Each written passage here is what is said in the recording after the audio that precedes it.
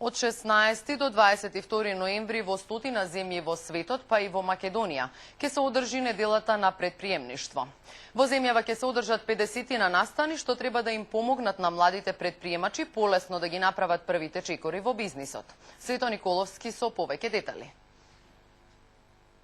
Предприемништвото не е само можност за отворање нов бизнис, туку пред се модерен начин на размислување, кој што станува глобална движечка сила. Македонија нема недостиг од млади луѓе подготвени да работат и да станат успешни предприемачи, но досега не достигале стимулации и простора за да ја покажат својата креативност, вели пред почетокот на глобалната недела на предприемништвото амбасадорот на кралството Норвешка во земјава Кетил Паулсен. Кризата не би требало да ги спречи креативноста и иницијативноста на младите, смета Паулсен. Економскиот развој сам по себе бара еден цврст, здрав и ефикасен приватен сектор.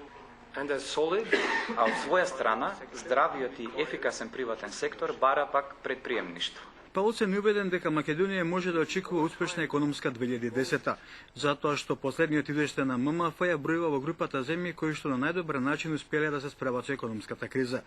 Иако се очекуваше пад на економската активност до 6%, сепак последните прогнози на фондот навестуваат дека минусот нема да надмине 1 до 1,5%. Од Агенцијата за предприемништво очекуваат кризата да не ги обесхрабри младите и креативни луѓе да ги реализираат своите идеи, а рецесијата изнудува подобри решенија соодветни со актуелните услови.